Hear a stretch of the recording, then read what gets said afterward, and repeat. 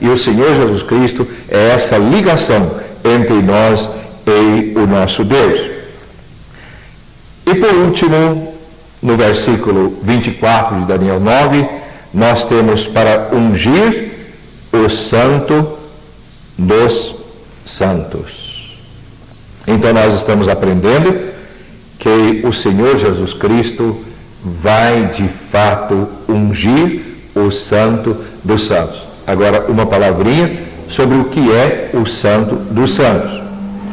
Nós sabemos que lá no deserto, quando Israel estava caminhando em demanda à terra prometida, eles tinham a tenda da congregação, ou o tabernáculo, como era chamado.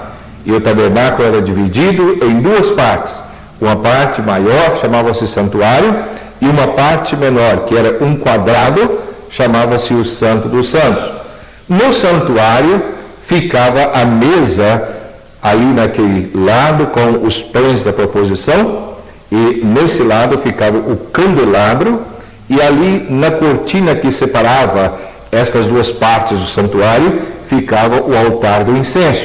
Mas dentro daquela cortina estava o Santo dos Santos, e ali ficava a arca como a tampa e os querubins que olhavam para dentro, e essa tampa chamava-se propiciatório. Arca, propiciatório, e Deus se fazia presente ali. Então o sumo sacerdote entrava ali uma vez por ano, e ele entrava com o sangue dos animais, e ele colocava em cima do propiciatório. A palavra propiciar significa fazer-nos propícios a Deus, ser aceitos por Deus. Então, através daquele sangue colocado ali, a propiciação pelos pecados do sumo sacerdote e dos demais do povo de Israel era feito, e Deus os aceitava. Agora nós estamos observando que através de todos os anos as coisas não correram como Deus queria que fosse. Posteriormente, nós vimos como Salomão edificou o primeiro templo. E o primeiro templo, sem dúvida, foi um templo formoso, um templo bonito, feito de pedra, sem uso de ferramentas, uma coisa fantástica. Mas o templo de Salomão também foi destruído por Nabucodonosor. E depois nós vemos o povo retornando do cativeiro e reconstruindo o templo. Na verdade, a reconstrução não fora como o templo primitivo. Era uma construção menor.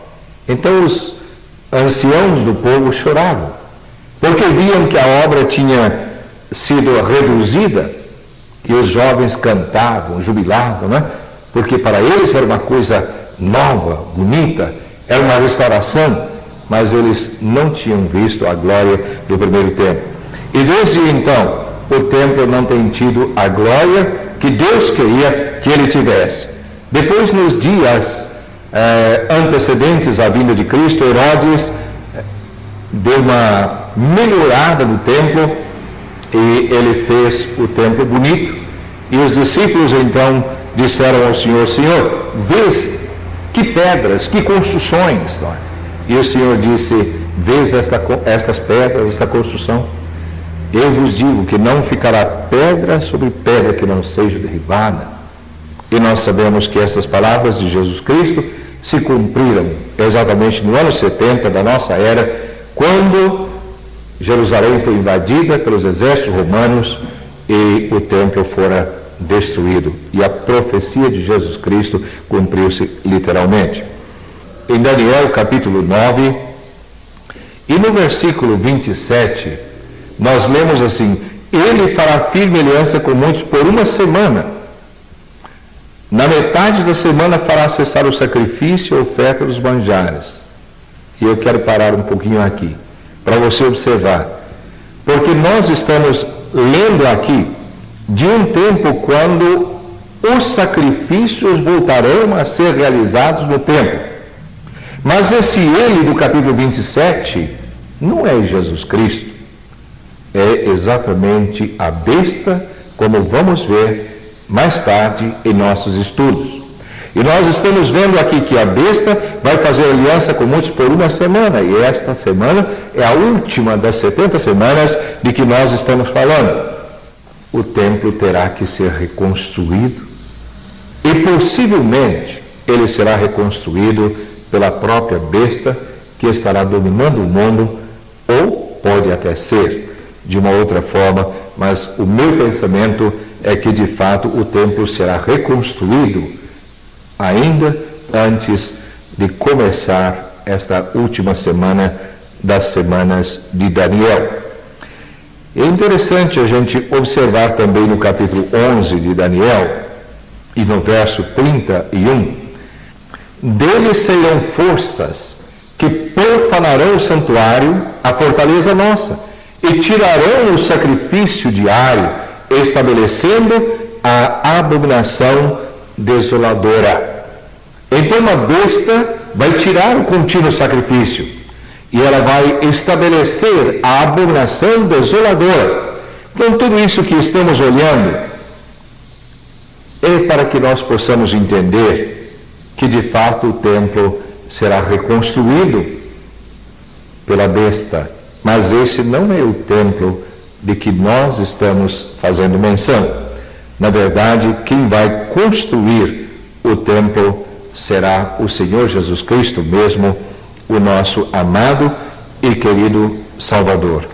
É bom quando a gente pode olhar para a palavra e a gente pode entender isso, não é? Que de fato o Senhor Ele mesmo vai construir esse templo, e isso vai acontecer então depois da última semana, vai acontecer já no milênio, e o Senhor Jesus Cristo estará construindo o templo. Em Zacarias capítulo 6 e versículo 12, nós lemos assim: e diz-lhe, assim diz o Senhor dos Exércitos, eis aqui o homem cujo nome é Renovo. Esse é Jesus Cristo. Ele brotará do seu lugar e edificará o templo do Senhor. Ele mesmo edificará o templo do Senhor e será revestido de glória. Assentar-se-á no seu trono e dominará, e será sacerdote no seu trono e reinará perfeita união entre ambos os ofícios. Então o Senhor Jesus Cristo, diz Zacarias, Ele mesmo vai construir o templo.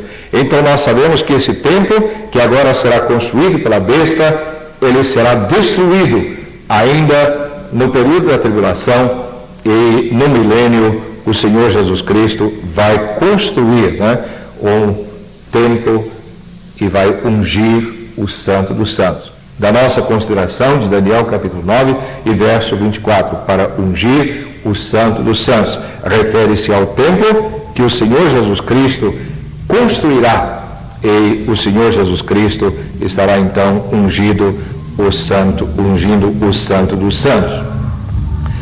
Agora, nós vamos então olhar para um detalhe muito importante em relação às 70 semanas. Quando é que começou essa contagem e até onde ela vai, não é? E nós precisamos então olhar para isso. Veja o verso 25 de Daniel, capítulo 9. Sabe e entende, desde a saída da ordem para restaurar e para edificar Jerusalém, até ao ungido. Então aqui nós temos exatamente a profecia nos determinando o tempo do início da contagem, desde a saída da ordem para restaurar e para reedificar ou edificar Jerusalém. Só que há algumas dificuldades.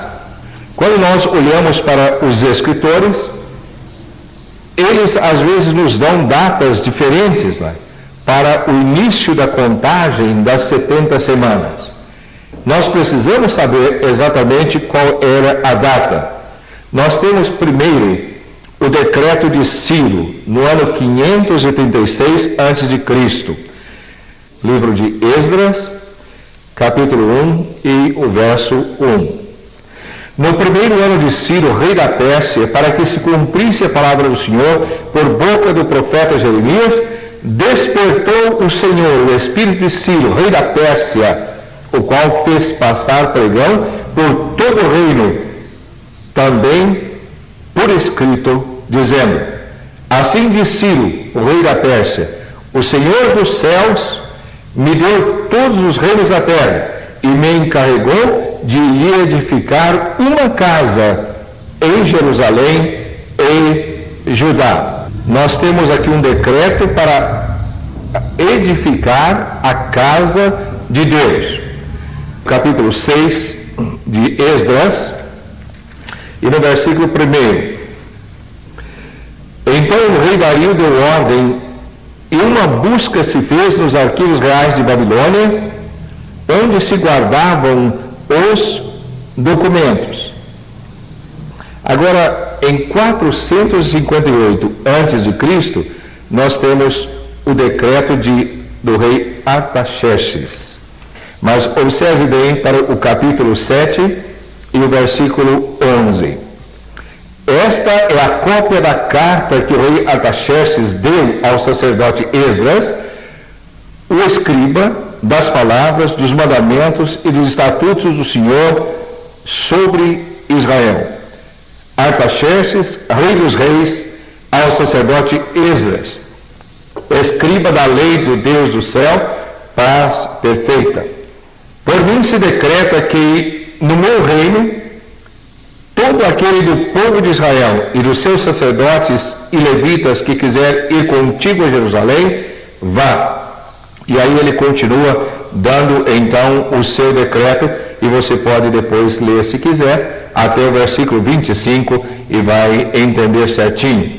Agora, é interessante que o decreto aqui era para restaurar o templo.